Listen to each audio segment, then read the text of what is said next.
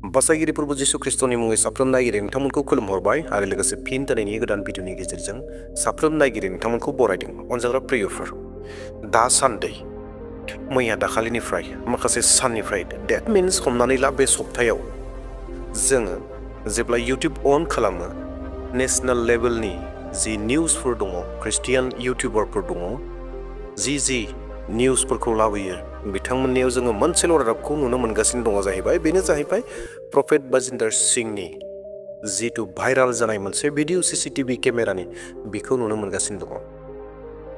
दा फिन दिनै आं नोंथांमोननो बेखौनो लाना फैफिनबावदों। आङो नोंथांमोननो मैया दिन्थिदोंमोन जे प्रफेट बाजिन्दर सिंहनि जिबायदि CCTV केमेरायावहाय जि मोनसे भाइराल जानाय भिडिअ बे भिडिअखौ नोंथांमोननो दिन्थिदोंमोन।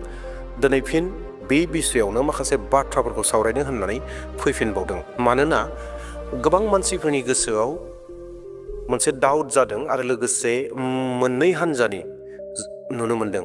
बे जाहैबाय मोनसे हान्जाया बुंगासिनो दङ जे प्रफेट बाजिन्दर सिंहआ बे खामानिखौ मावाखै, बे खामानिया AI एप्सनि गेजेरजों मावनाय मोनसे भिडिअ बा एडिट खालामनाय मोनसे भिडिअ होननानै बुंनाय मोनसे बाथ्रा। आरो गुबुन मोनसे हान्जाया जाहैबाय नङा, प्रफेट बाजिन्दर सिंहआ गाज्रि मानसिखा, बियो थारैनो मानसिखौ बुमारदोंमोन होननानै ग्रुप मोनसेया बुंगासिनो दङ।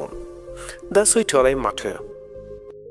जोंनि गेजेरावबो गोबां बर' फिसाफोरनि गेजेरावबो बर' ख्रिस्टियानफोरनि गेजेरावबो हयथ' बेबायदिनो थागोन। माखासे मानसिफोरा हयथ' बुंनो हागौ जे बे भिडिअआ जि भाइराल भिडिअ, बे भाइराल भिडिअआ AI टुल्सनि गेजेरजों बानायनाय एबा AI एप्सनि गेजेरजों बानायनाय होननानै बुंगोन, एडिटिं खालामनाय होननानै बुंगोन। आरो मोनसे ग्रुपआ हयथ' बुंनो हागौ जोंनि बर' ख्रिस्टियानफोरनि गेजेरावबो नङा, प्रफेट बाजिन्दर सिंहआ थारैनो गाज्रिमार, बे खामानिखौ मावमारदोंमोन होननानै बुंगोन।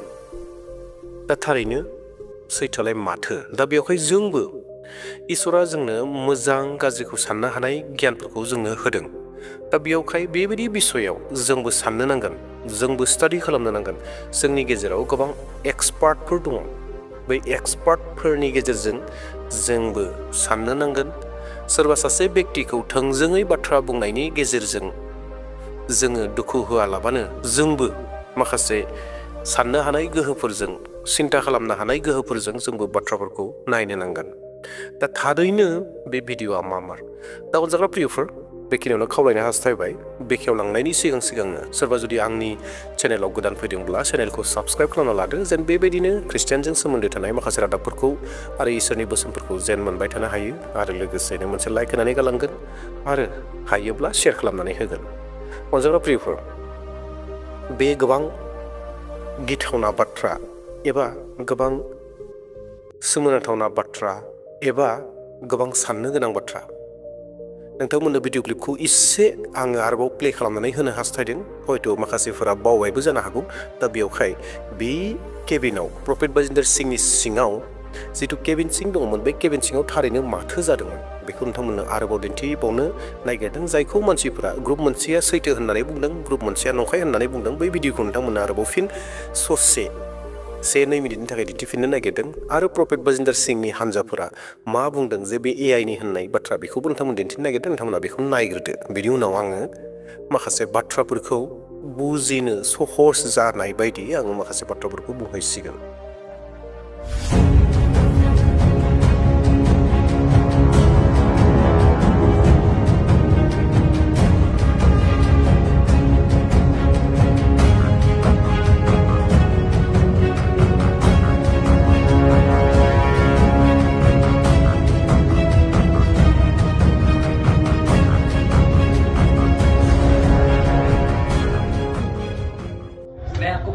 एक वीडियो जो वायरल हो रही है, आप उस वीडियो को देख रहे हैं आजकल जो वायरल हो रही है। मैं आपको बताना चाहता हूँ कि वो वीडियो एडिट की गई है और फेक है। वो जमा ही कुछ भी उसमें सच्चाई नहीं है और वो वीडियो एडिट की गई है। उसमें जो भी आप देख रहे हैं प्रॉफिट जी मार रहे हैं, अपनी टीम को डांट रहे हैं। हम तो वहाँ बैठे ही नहीं थे, ऐसे तो हम ऑफिस में हर रोज बैठ के काम करते थे। वो जमा ही एकदम बिल्कुल एडिट की गई है और प्रॉफिट जी को बदनाम करने के लिए वो बनाई गई है। आप इससे भी पूछ सकते हैं और जान सकते हैं। हम सब वहीं पर ही बैठे, हम सब एक साथ ही रहते हैं। ऐसा कुछ नहीं, अगर मारा होता तो ये यहाँ पर होता, सबसे पहले तो यही चलता।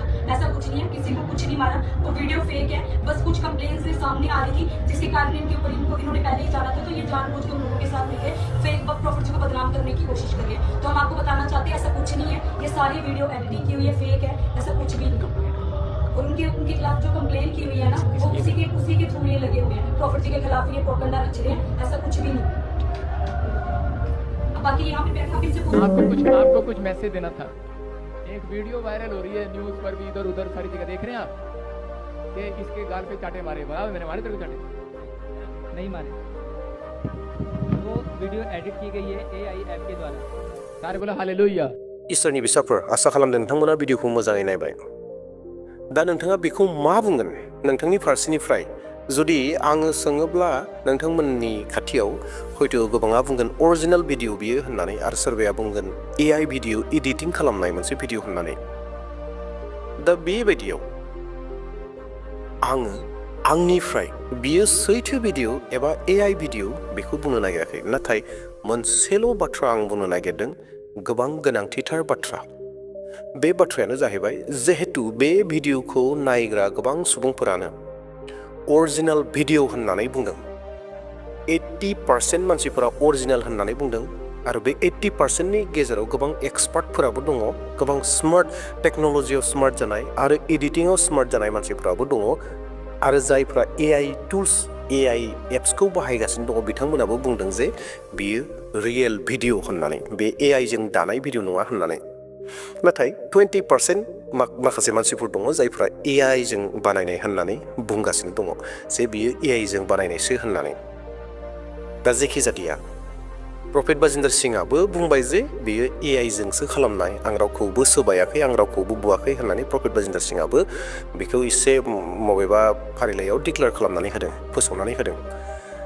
दा आंनिफ्राय आं बेखौसो बुंनो नागिरदों, बेखौसो साफ्रोम नायगिरि नोंथांमोननो बुंनो नागिरदों जाहैबाय। आरो लोगोसेयैनो जिहेतु आंहाथ' प्रफेट बाजिन्दर सिंहजों सिनाय मोननाय बेबायदि गैया, लोगोबो गैया, बेबायदि बिथांजों रायज्लायनो हानायनिबो गैया, नाथाय बिथाङा बे बाथ्राखौ हयथ' मोननोबो हागौ आरो बिथाङा बे बाथ्राखौ मोनथिगोन। आंनि बुंनायखौ नङा, जों जि भिडिअफोराव नुगासिनो दङ बेफोरखौ बिथाङा नुगासिनो दङ, नायगासिनोखा।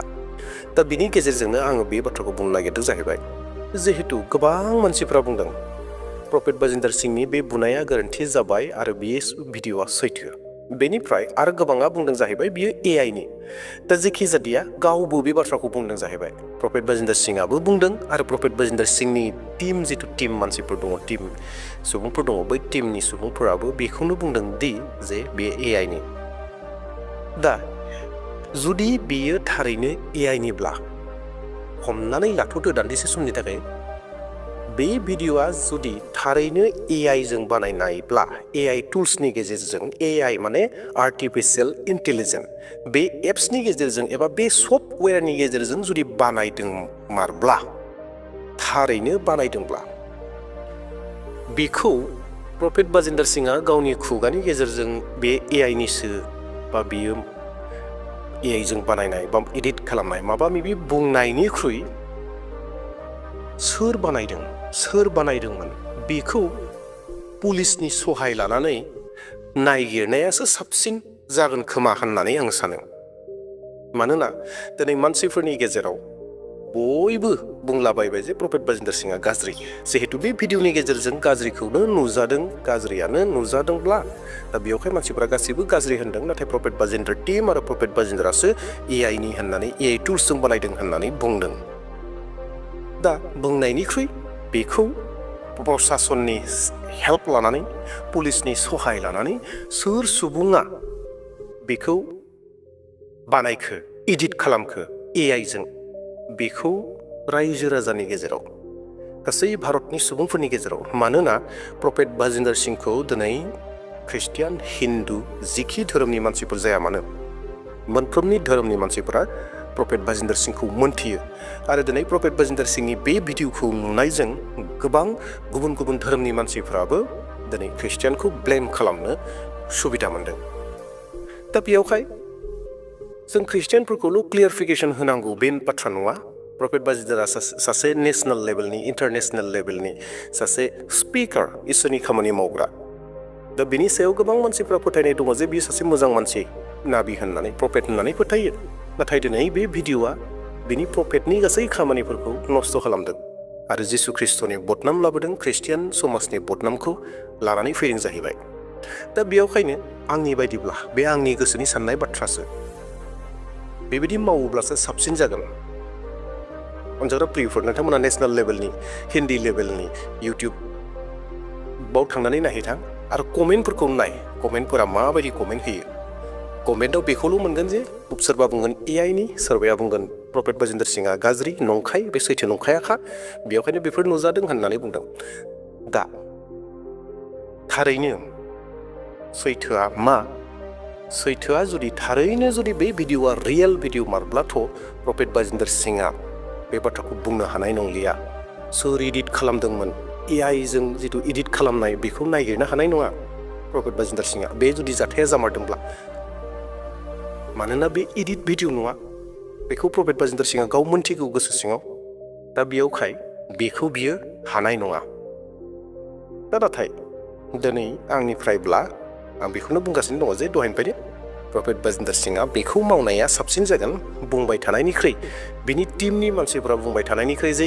एआइ टुल्सजों बानायनाय एआइजों इडिट खालामनाय होननानै बुंनायनिख्रुइ प्रफेट बाजिन्दर सिंहआ पुलिसनि सहाय लानानै बबे चेनेलाव गिबि आपल'ड जाखो सोर इडिट खालामखो बेफोर गासैखौ नागिरनानै हमनाया मोजां आरो क्लियार खालामनानै होनाया मोजां जे प्रफेट बाजिन्दरा बे खामानिखौ मावाखै बै मानसिया गावनो खुगाजों बुंनो गोनां जागोन जे बेखौ आं इडिट खालामदोंमोन होननानै प्रशासन बिभागाव गोबां इन्टेलिजेन्ट दङ एक्सपार्टफोर दङ गोबां सुबुंफोरा इडिटआव एक्सपार्ट दङ बैसोर गासैबो फोरमान होगोन जे बियो एआइ मार होननानै दा बेवहाय बे खामानिखौ मावब्लानो गासैबो जेंनानि समाधाना हयथ' जागोन बे जेखि जादिया अनजाग्रा प्रियफोर जोंनि गेजेरावबो बेफोरबायदि गोबां थानो हागौ प्रफेट बाजिन्दर सिंहआ गाज्रि प्रफेट बाजिन्दर सिंहआ मोजां बेफोरबायदि बाथ्राफोरा थागोन दा जोबनायाव मोनसेल' बाथ्राखौ बुंनो नागिरदों जोंनि जिथु फोथायनाय जोंनि जिथु फल' खालामनाय बे जाहैबाय मोनफ्रोमबो बिषयाव जिसु ख्रिस्ट'खौ जों फल' खालामनांगौ जिसु ख्रिस्ट'नि बुंनाय बायदि सोलिनांगौ